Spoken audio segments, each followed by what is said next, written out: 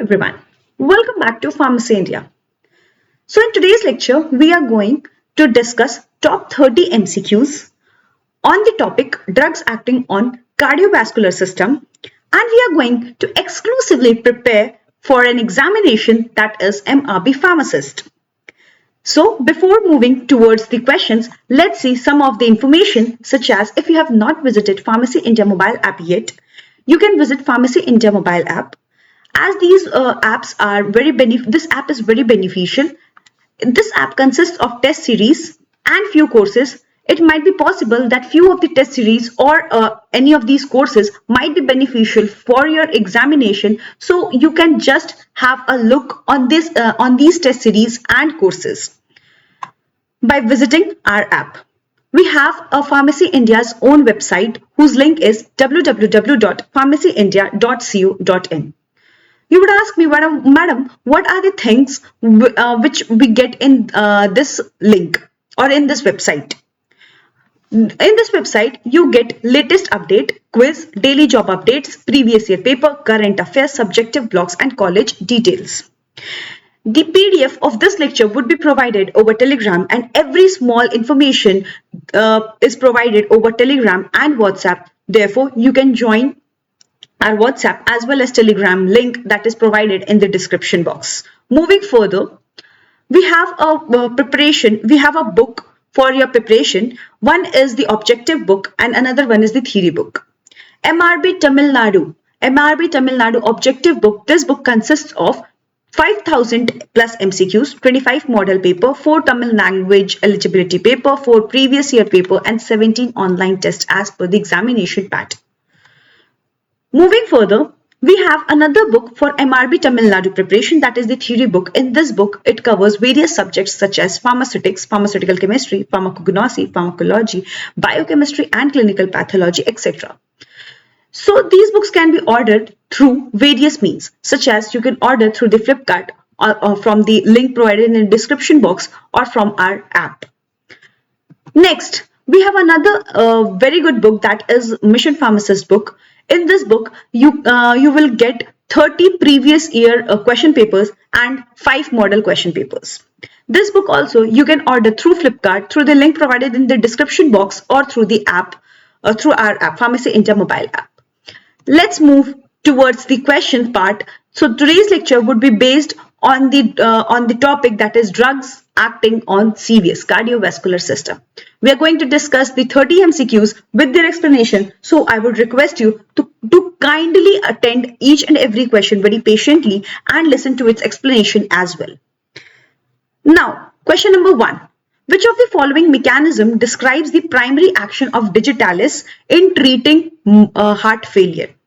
You have to tell me what is the mechanism of action of digitalis. So you know that digitalis, what it does, it blocks sodium potassium ATPase pump. What it does, it blocks the sodium potassium ATPase pump.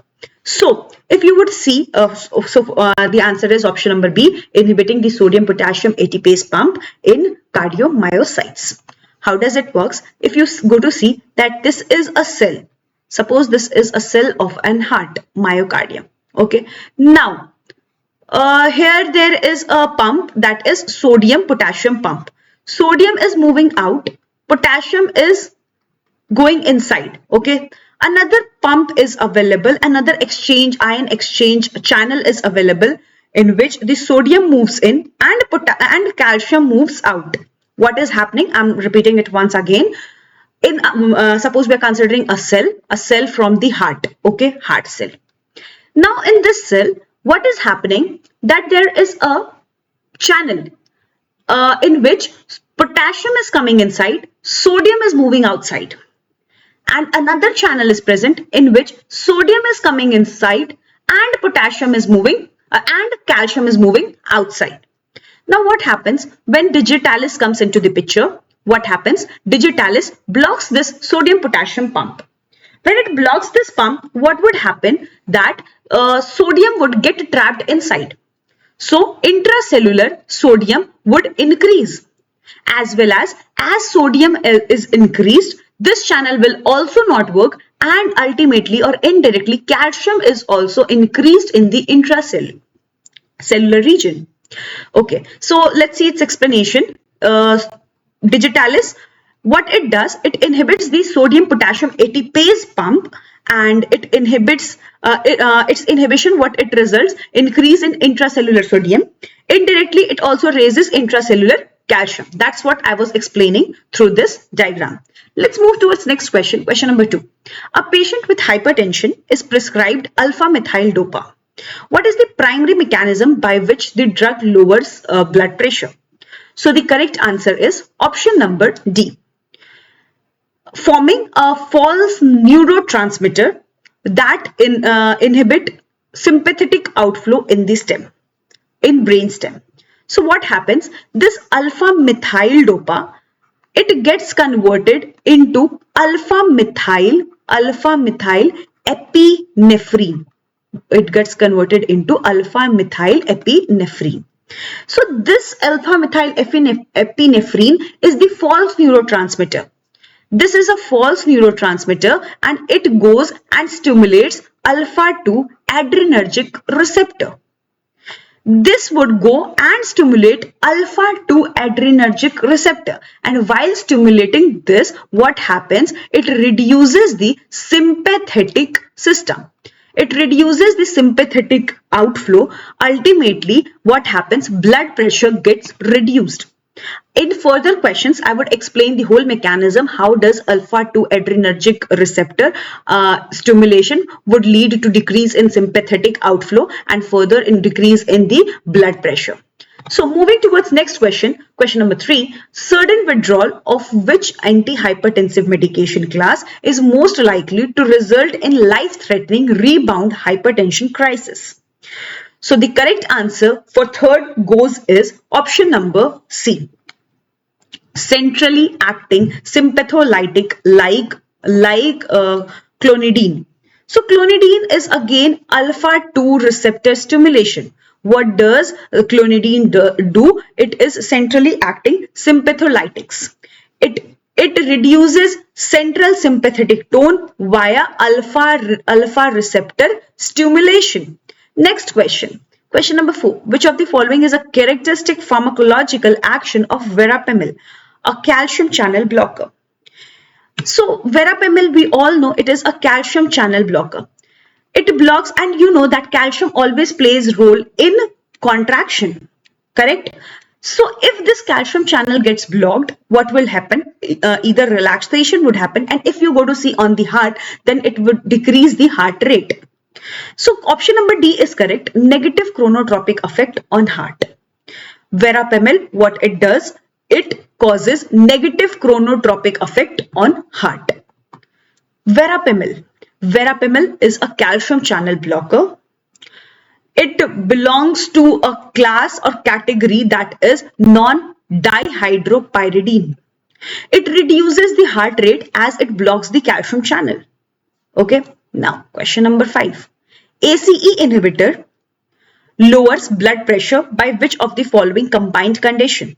See, ACE, what it does, it first of all, let us recall the flow chart. In this, angiotensinogen in presence of renin gets converted into angiotensin 1. Angiotensin 1 further in presence of ACE gets converted into angiotensin 2. Further, it gets converted into angiotensin. Okay. This is the flow chart, and angiotensin 2 is basically responsible for vasoconstriction. You have to remember this chart because this chart is very much important. So if ACE is inhibited, then this would reduce or decrease the concentration of angiotensin 2. So the answer is decrease angiotensin 2. ACE inhibitor also what it does, it inhibits the bradykinin activation. So ACE inhibitors works by two processes. First of all, what it does, ACE inhibitors blocks the enzyme ACE. Therefore, this would decrease the production of angiotensin 2. Another process is it would inhibit bradykinin inactivation. ACE blocks the conversion of angiotensin 1 to angiotensin 2, reducing the vasoconstriction and aldosterone secretion. Very good. Next is it also inhibits the breakdown of bradykinin. So a bradykinin, they also inhibit the breakdown of bradykinin, a vasodilator. Thereby, it would enhance blood pressure reduction. Now, question number 6. Angiotensin receptor blocker differ from ACE inhibitor primarily in that the question is asking in what context the angiotensin receptor blocker differs from the ACE inhibitors. So the correct answer for this is option number C, blocks the binding of angiotensin 2 to receptor to AT receptor. What happens if you recall the flow chart which I have explained in the previous question? This is a receptor blocker. This blocks the receptor. Okay, so in the flow chart it was angiotensin-nogen gets converted into angiotensin 1 by the presence of renin, and angiotensin 1 gets converted into angiotensin 2 in presence of ACE. Okay, now this ACE, it is an enzyme. ACE inhibitor is an enzyme inhibitor. And the angiotensin receptor blocker, here in angiotensin receptor blocker, what happens? A receptor is present which is blocked by angiotensin receptor blocker, which is present in angiotensin. Angiotensin consists of a receptor, and with the help of this receptor blocker, the further process gets blocked. So this is the basic difference between the two. Okay, angiotensin receptor blocker work by directly blocking the angiotensin receptor. This would prevent the angiotensin 2 from binding and exerting its effect. They do not alter bradykinin. Remember, angiotensin receptor blocker does not alter bradykinin, whereas ACE inhibitor, it would affect or alter the bradykinin mechanism. Okay, now question number 7. Nitroglycerin relieves angina pectoris primarily by. How does nitroglycerin affects angina, helps in treatment of angina pectoris? This is the question. So so question number 7 answer is option number B, relaxing vascular smooth muscle leading to reduced preload and afterload. So let's see its explanation.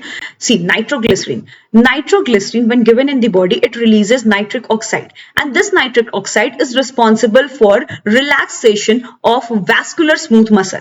If the vascular smooth muscle, suppose this is a smooth muscle or this is the vessel, if it gets relaxed, then what would happen? Then vasodilation would happen. And if vasodilation would happen, this would decrease preload and afterload both.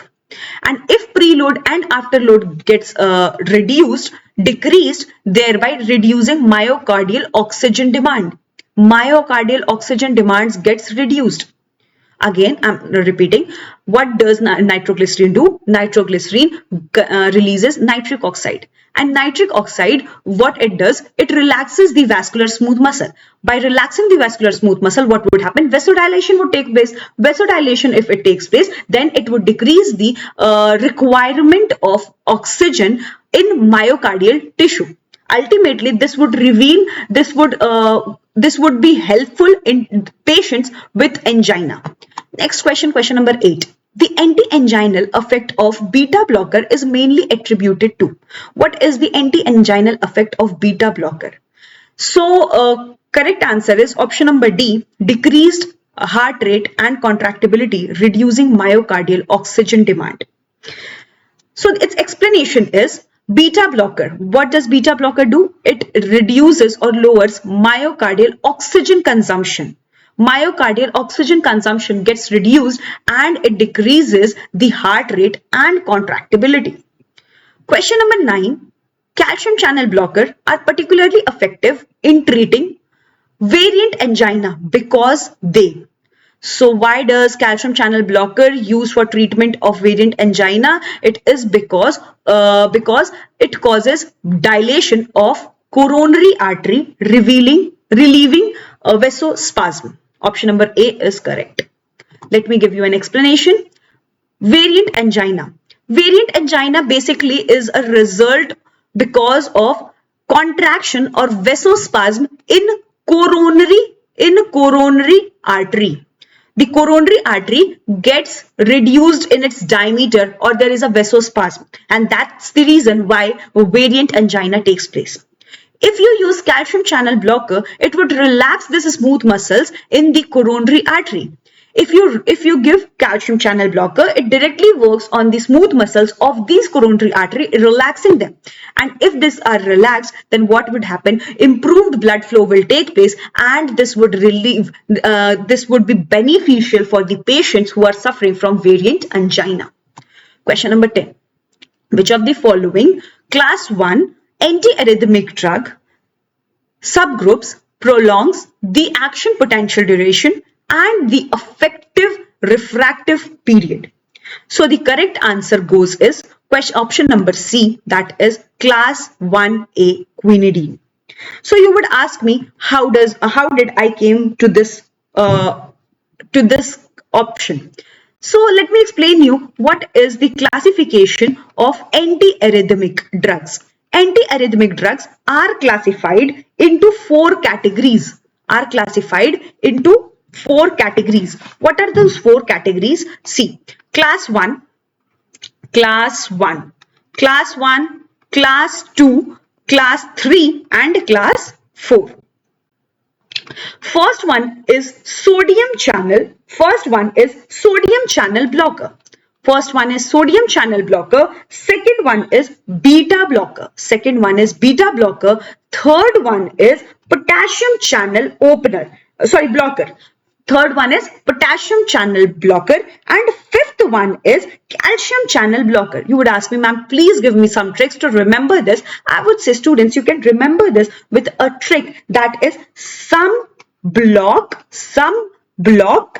potassium channel. You would remember this by this trick, some block potassium channel. Some, I mean sodium is class 1. B block means beta blocker, that is class 2. Potassium means the potassium channel blocker, this is class 3. And channel means calcium channel, and calcium channel blocker is our class 4 type. Okay, so here the question was about quinidine. So quinidine, it blocks sodium channel, as these class has been further divided into 3 categories, that is 1A, 1B and 1C. Okay, 1A, 1B and 1C. Quinidine belongs to 1A. Quinidine belongs to 1A, and what it does, quinidine lengthens or increases the refractory period. Quinidine increases the refractory period. Besides blocking the sodium channel, also it increases the refractive period. What does first B do? It shortens the action potential, and 1C, it slows the conduction. Okay. So this was the difference between all the 3 class 1 drugs. Okay, so this was the classification of antiarrhythmic drug, and you have to remember these, that class 1 is a sodium channel blocker, class 2 is the beta blocker, class 3 is our potassium channel blocker, and class 4 is our calcium channel blocker. This you can remember by a simple trick, that is some block potassium channel. Okay, let's move towards next question. Before that, I would like to give you some information, like we have important book for your preparation, that is MRB Tamil Nadu book. This is an objective book which consists of 5,000 plus MCQs, 25 model paper, 4 Tamil language eligibility paper, 4 previous year paper, and 17 online tests as per paper pattern. Another book is another fantastic book, I would say, is MRB Tamil Nadu theory book. This book consists of various subjects such as pharmaceutics, pharmaceutical chemistry, pharmacognosy, pharmacology, biochemistry and clinical pathology, hospital and clinical pharmacy, etc. You can order this book either through Flipkart or through the link provided in the description box. Question number 11. Lidocaine, a class 1B antiarrhythmic drug, primarily works by. So class 1B, it would, I have explained you in previous question that class 1B, it blocks sodium channel. Also, it shortens the action potential. I have explained you that class 1 and class 2 is different because class 2, apart from blocking the sodium channel, it also shortens the action potential duration. Lidocaine shortens the action potential duration and refractory period in ventricular tissue. Question number 12. Which class of antiarrhythmic drug primarily act by inhibiting slow calcium channel in sinoatrial and atrioventricular node? So the correct answer is option number 4, that D, that is class 4 calcium channel blocker. C, class 4 is a calcium channel blocker class, and here the calcium channel is blocked, slowly blocked. You can say blocks the calcium channel. Okay, let's move towards next question. Question number 13. What is a significant adverse effect associated with long-term use of organic nitrite? So you have to find out significant adverse effect which is associated if you go to use organic nitrite for a long term. So the correct answer goes is option number B, development of nitrate tolerance. What happens if chronic nitric therapy is given to the patient? They may develop a tolerance where the drug effectiveness diminishes over time. Next question, question number 14. Alpha-methyl dopase antihypertensive action involves the metabolism of alpha-methyl norepinephrine, which acts as an agonist at. See, alpha-methyl dopamine, it gets converted into alpha-methyl epinephrine, and this works as a alpha-2 adrenergic receptor in brainstem or in, I would say, in central nervous system. So the correct answer is option number D, and I have explained you earlier that alpha-methyl epinephrine, what it does, it stimulates or it goes into the adrenergic system in sympathetic system, and what it does, it goes to its receptor. After attaching to the receptor, it works through GI or GPCR inhibitory protein. It would not let release the sodium, I would say noradrenaline, and ultimately this would lead into vasodilation. So I would explain you with a diagram. So, suppose this is a nerve ending, telodendria part. Okay, here there is an alpha-2 receptor. Suppose this is an alpha-2 receptor. When this clonidine or alpha-methyl norepinephrine comes or attaches, what happens? It would activate GI or GPCR inhibitory protein. This would ultimately block or inhibit the release of CAMP. CAMP doesn't get released, and if CAMP doesn't get released, then calcium channel would not get activated. And if calcium channel doesn't get activated, then it would not let a release of norepinephrine, and this norepinephrine would not get released, and ultimately this would lead to vasodilation and decreasing blood pressure. So this is the mechanism of action through which the alpha-methyl norepinephrine works, or alpha-methyl dopamine works centrally. Question number 15. The mechanism by which clonidine lowers blood pressure primarily involves. So I have explained you option number A is correct, stimulating alpha-2 adrenergic receptor in the brain stem. Question number 16. Which of the following calcium channel blocker has more pronounced effect on cardiac conduction and heart rate compared to dihydropyridine like nifedipine? So the correct answer is option number C, that is verapamil. Verapamil. Okay, this verapamil is a non-dihydropyridine calcium channel blocker. It would block the calcium channel and ultimately it would reduce the conduction. It would reduce the conduction of the nerve impulse to the heart. Okay, now next question. Question number 17. The primary advantage of angiotensin receptor blocker over ACE inhibitor is a lower incidence of. I have explained you that ACE inhibitor, what it does, it inhibits ACE enzyme as well as it also inhibits the or affects the bradykinin metabolism pathway. Okay, and but this bradykinin part is skipped by angiotensin receptor blocker. Angiotensin receptor blocker does not show any effect in bradykinin metabolism. So due to this bradykinin, what happens? A side effect is seen in ACE inhibitor, that is dry cough. So primary advantage of using this receptor blocker is that this dry cough adverse effect or side effect is not visible. So option number D is correct, dry cough. ACE inhibitor, what it increases the bradykinin level, which can lead to persistent dry cough. Whereas receptor blocker does not affect the bradykinin metabolism, thus reducing the risk of this side effect.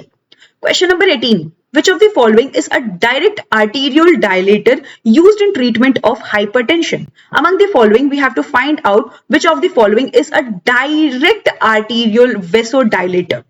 So the correct answer is hydralazine. Option number A, hydralazine. So hydralazine acts directly on arterial smooth muscle to cause vasodilation. It would directly act. What is the advantage of using hydralazine is that it directly activates or it directly stimulates or works on the arterial smooth muscle, and this would cause vasodilation. Next question, question number 19. Minoxidil, a direct vasodilator, exerts its antihypertensive effect by. Minoxidil is a direct vasodilator. We all know that minoxidil as well as hydralazine, these both are a direct vasodilator and exerts its antihypertensive. This minoxidil will exert its antihypertensive action by opening potassium channel in vascular smooth muscle cells. So mechanism of action through which the minoxidil works is that it opens the potassium channel in vascular smooth muscle cells. Minoxidil opens ATP sensitive potassium channel in vascular smooth muscle. This would lead, if potassium channel gets opened, what will happen? It would lead to hyperpolarization. Hyperpolarization would take place. Ultimately, relaxation of smooth muscle would take place. What would happen? Relaxation of smooth muscle would happen. The vasodilation would lead to lower blood pressure. Ultimately, this can be used for treating various diseases in cardiovascular system. Question number 20. Phenol-dopam is unique among vasodilator due to its action as an agonist at which receptor?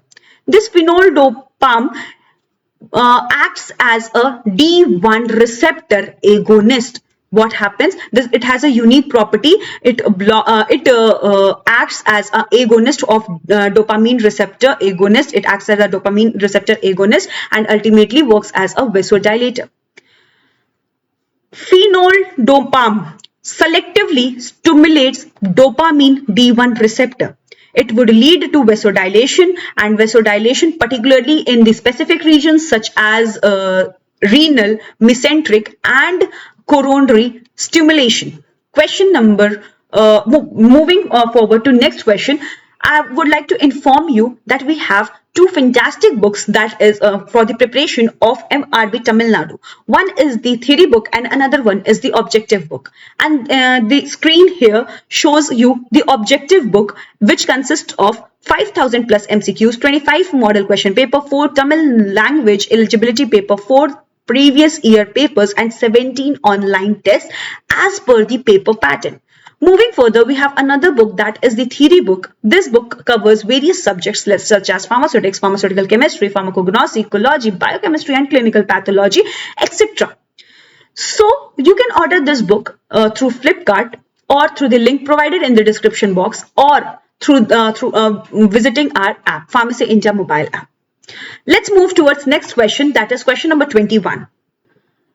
is which class of diuretics is often avoided in patients with severe renal impairment and volume overload, with loop diuretics being preferred. You have to find out a class of diuretics that is avoided in patients if the patient suffers from or has a severe renal impairment and volume overload. And on those patients, the diuretics that is used is a loop diuretics. So the correct answer is option number D, thiazide.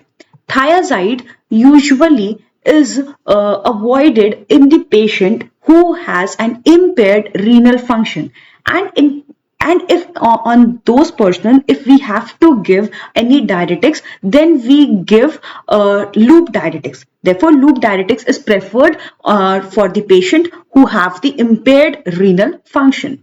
Next question, question number 22. In the ABCD method of antihypertensive drug sequencing, which drug class is typically considered first line for younger non-black patients? So the drug class that is preferred as a first line for younger non-black patient is option number C, that is ACE inhibitors or angiotensin for second receptor blocker. So if a patient is younger in age and non-black, then the agent that is preferred is the agent that targets renin-angiotensin system is being preferred or is given as a first line therapy. Now let's move to the next question, question number 23. Question number 23, if in the same question, the question is that if a patient is older and black, then which class of drug is being given as a first class drug?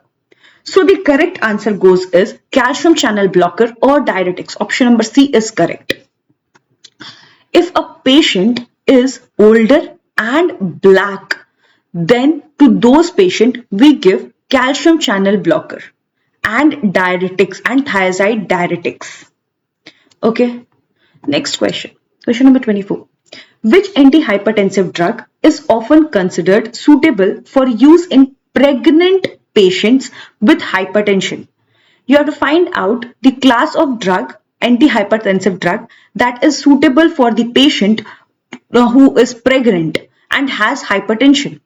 So to those patients, we prefer methyl dopa, and you know methyl dopa is centrally acting or is a centrally acting alpha 2 receptor agonist.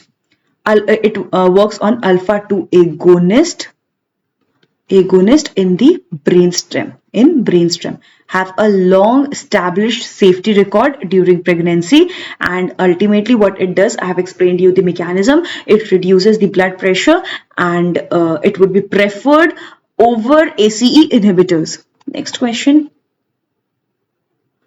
Question number 25. Which of the following anti-anginal drug is also investigated for its direct bradycardic effect through mechanism distinct from beta blocker? So the correct answer for question number 25 is option number D, that is ivabradine. Ivabradine is selectively inhibitor. It selectively inhibits the funny current in sinoatrial node. Thereby what it does, it reduces the heart rate and the myocardial contractibility. Next question, question number 26. Ranolazine used in treatment of angina is thought to act primarily by. So ranolazine, it is used in treatment of angina pectoris, and how does it works is the question. So ranolazine works by modulating late sodium current in cardiac myocytes. Ranolazine, it modulates late sodium current.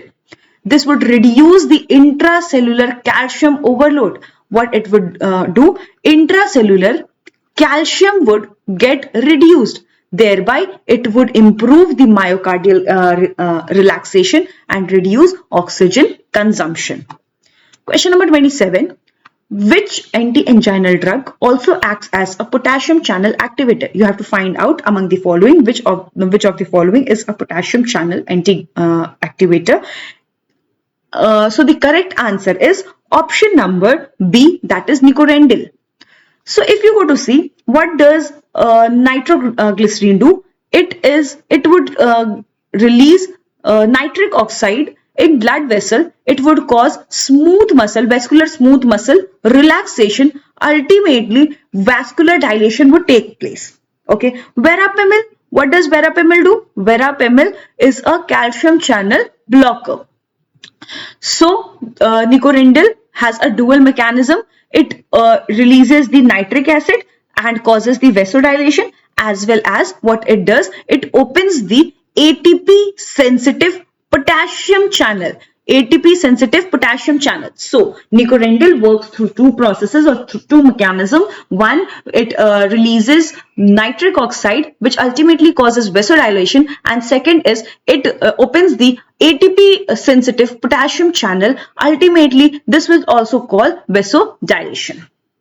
These two processes would ultimately help in the patient to treat angina. Therefore, it is used as a drug in anti-angina. It is an anti-anginal drug. Question number 28. Next question. Let's move towards next question. Question number 28. Which of the following is a common contraindication for the use of digitalis? If you are using digitalis, what is its common contraindication? Correct answer is option number D, digitalis toxicity. Digitalis, we all know digitalis have a narrow therapeutic index. Narrow therapeutic index means if you go to see its graph, then you would see that minimum effective concentration, and this is the maximum safe concentration. If the graph goes before above this maximum safe concentration, then toxic effect can occur.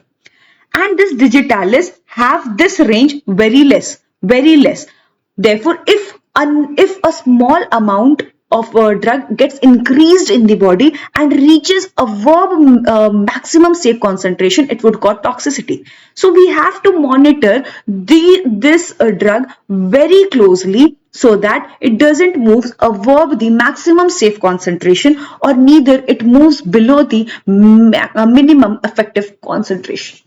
Question number 29. A patient expressing angina due to severe anemia would likely have which class of anti-anginal drug contraindication? So the correct answer goes as option number A, organic nitrates. In severe anemia, what happens? Oxygen carrying capacity of the blood gets reduced. Okay. Organic nitrates, it also reduces the preload. Already oxygen carrying capacity has been reduced, and now we are also reducing the preload to the heart. This would ultimately worsen the balance between the myocardial oxygen supply and demand. So it is a contraindication. Let's move towards last question for today's lecture, that is question number 30. Which class 1A antiarrhythmic drug is a optical isomer of quinine and can also exhibit anti-malarial and antipyretic property? So the correct answer is option number B, quinidine. Quinidine isomer is quinidine. Quinidine is an optical isomer of quinine and it belongs to class 1A antiarrhythmic, and I have explained you that antiarrhythmic class 1 consists of the drug that is a sodium channel blocker. This was our top 30 MCQs on the topic drugs which are acting on the serious diseases. Now let's move towards some of the information, such as if you have not visited Pharmacy India mobile app yet, you can visit Pharmacy India mobile app by downloading it from the Play Store. You get here many test series, courses, and some of these test series or courses may be beneficial for your preparations. We also have a website of Pharmacy India, that is www.pharmacyindia.co.in. Here we get latest update, quiz, daily job updates, previous year paper, current affairs, subjective blocks, and college details. The PDF of this lecture would be provided over Telegram, and if you want to be updated with every short and small information in this pharma field, what you can do, you can join our WhatsApp as well as Telegram link, and whose link is provided in the description box. we have a fantastic book for MRB Tamil Nadu preparation. That is, first one is an objective book which consists of 5,000 plus MCQs, 25 model paper, 4 Tamil language eligibility paper, 4 previous year paper, and 17 online tests as per paper pattern. Another book is the theory book, which consists of the subjects such as pharmaceutics, pharmaceutical chemistry, pharmacognosy, pharmacology, biochemistry and clinical pathology, hospital and clinical pharmacy, etc. So these books you can order through Flipkart, as well as you can order through the link provided in the description box, or else you can visit our app and from there itself you can order this book. That's all about today's lecture, students. I would like you all to again revise this topic and then solve more and more MCQs as much as possible. This will improve your preparation. Thank you so much. All the best for your examination. Bye bye. Have a nice day.